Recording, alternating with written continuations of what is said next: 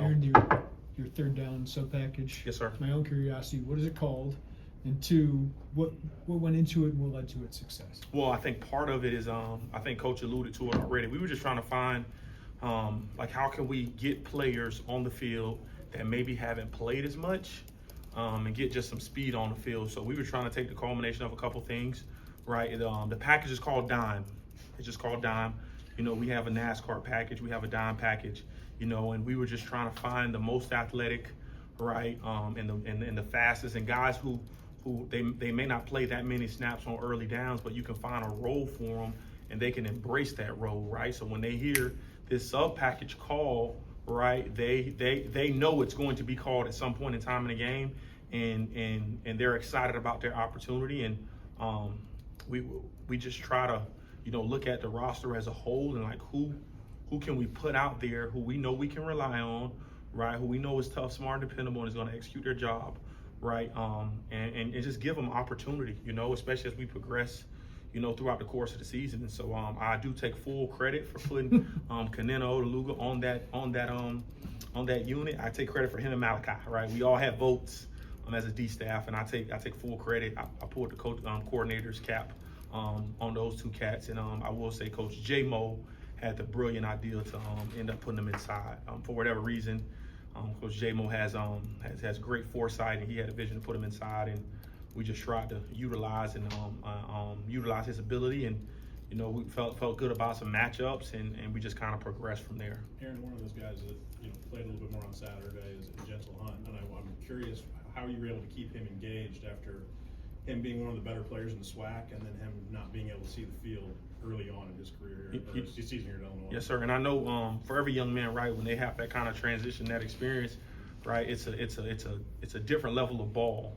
right? It's a different level from a mental standpoint, right? Making sure they can consistently understand what we're trying to do. But you know, one thing that I will display about Geno is like he always came in to work. Like he never complained.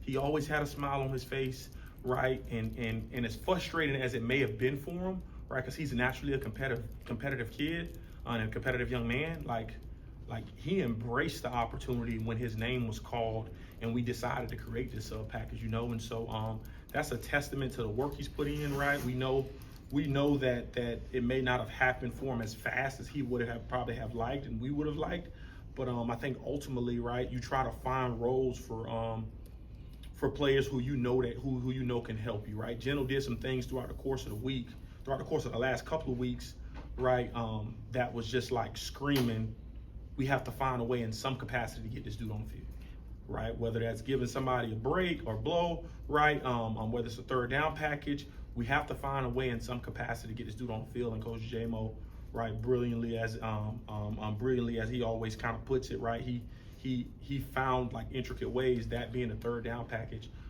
to make sure, right, to get them on, because we wanted to create a package where we just had some more speed out there, some guys who we felt can create some havoc, whether it was from a speed standpoint, from a pass rush standpoint. And he had shown that, man. He had a one-on-one last week. It was the final rep of one-on-ones. It was absolutely ridiculous. And the guys went like we were in Skelly, and we were on one side of the field, and the one-on-ones was on the other side of the field, and the guys like went crazy like during the course of practice, you know. And so just the energy that he brings, right? Like a lot of people feed off of Gentle. He doesn't talk much, it doesn't say much. He has a smile that can light up a room, but like the energy he brings from the way in which he plays, the guys kind of feed off of it. So it was good to see him out there running around. Pretty high snap count for Jaheim Clark. What has he done to kind of earn that bigger role, and how did he grade out?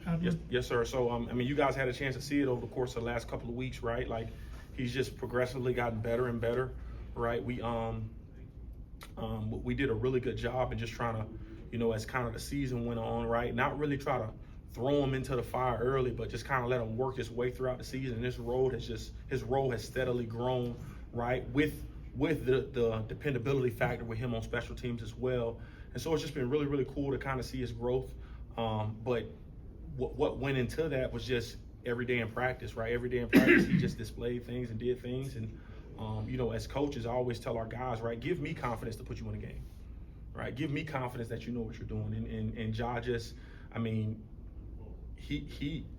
that young man's future is extremely bright, you know, and for him to be like that next up rotational DB for us, and he started for us on the dime package, right? He was one of those young players we want to make sure we had a role. He was going to play on early down package as well, and he just progressively got better. You know, I thought he could have had a pick the week before and a pick this past week, but it's just like at the top of the, you know, we spoke in depth about it. Me, him, and Coach Parker just at the top of the route, right, getting ready to always go to the man, right, and then transitioning your eyes once you get out of the break. But he's like right there, right. And I watched Devin Witherspoon, right, year one we were together, right, be right there, and then ultimately those right there plays turn into interceptions. So I know it's gonna happen for him, right, but he's one of those young players that you just continue to kind of funnel and get plays for, and just watch his growth, and he's grown massively throughout the course of this year. Just really excited about his progression and where he's at now. And what do you think of James Cruz, and did he find a way to kind of harness some of his James Crudeness? Yeah, man, absolutely. You know, like I told you guys last week, obviously with the loss of Rosie, right? You don't replace Rosie, right? But you find complements within your roster. Not just outside of James. I mean, Ryan Mead may have had his best game to date. You know, he had a hell of a game, but like, you know, like there's a little bit of freedom in trying to allow James. I know James is completely different than Rosie, right? And I know James, right, like he's gonna do some different things, and I have to put him in a advantageous position, right? Like every Friday night before the game, you know, I'll bring our starters up specifically, especially we had James Cruz first start, Mac Resettage first start. We had a bunch of guys out there getting their first start, and I just went up to those guys like in a hotel and asked them like what's your favorite call, right? What's your favorite call, or what call are you thinking about that's going to make you think a little bit? And I just try to eliminate those calls, right, and completely take those calls off my call sheet, because the last thing I want them doing is out there thinking. And so just to see James's growth, right, like we always tell our guys like everybody has to be ready, right? You saw KO get out there, you saw Malachi Hood get out there, right? Like you saw Luke Zars, and all our guys are going to play, right? We're at that point in time during the course of the season where we got a lot of guys, right? Guys throughout the country are getting banged up, and so everybody's going to play, and so it's just rotating them, making sure everybody's fresh. Had a bunch of D linemen going to the game. You saw all kind of faces in the secondary, and so just making sure guys are ready, right, when their opportunity occurs. And James Cruz was one of those guys. He was more than ready. Obviously, with every player, right, we got stuff to clean up, but I love where he is. I love his progression. I love what Coach Arch is doing with that room. It's so cool. Him and Coach Coach Grant. So it's been really cool watching him grow. What stood out to you about Mac? You know, replacing Miles, made some key tackles, and Matt Bailey seems to be progressing too. What'd you see from your safety? Yeah, man. I mean, those guys are playing at a really high level. You know, I had on my notes. We always have post-game notes, and I told Coach, right, like Mac Resettage was probably the only one that can tackle Hayden Giles, man. I mean, he had, I think, 3 tackles against him that were like, I mean, Mac has just got progressively better. I'm sure Coach will allude to it, but Mac was one of our MVPs right, on defense. He led the defense in tackles as his first career start, right? That's a kid from Spring Valley, Illinois, who nobody knows about, right? Watch him go play high school basketball, and he's an absolute freak, right? And see him run around and move around, and like it was no surprise to me, right? Like he's just gotten progressively better, right? And I knew, and I told Miles this, right? Like the expectation in our room, like there is no drop off. I don't care who's in the game. Like there is, I know Miles is out, right? But there is no drop off. The same way I get out there on Miles Scott's ass, I do the same with Mac, right? And so like that's just the premise and how we do things and how we operate, and they love it, right? They love it. Matt Bailey, like you said, is playing at a really high level, right? He had a couple plays I wish I had back, but like just to see his intentionality, the way he's communicating with the guys across the board, I mean, it's so refreshing. You know, he obviously is taking a leadership role, especially with bringing some of the young DBs up, but like his growth, right, from where he was, this is his first year truly starting, you know, and just continue to embrace that role. He understands his job description, and he's done it at a really, really high level, and just really excited about the growth of our young players and watching them be able to have success as they're growing. So what's unique about the Rutgers offense, and are they similar to any of the previous 10 teams that you scouted? Or?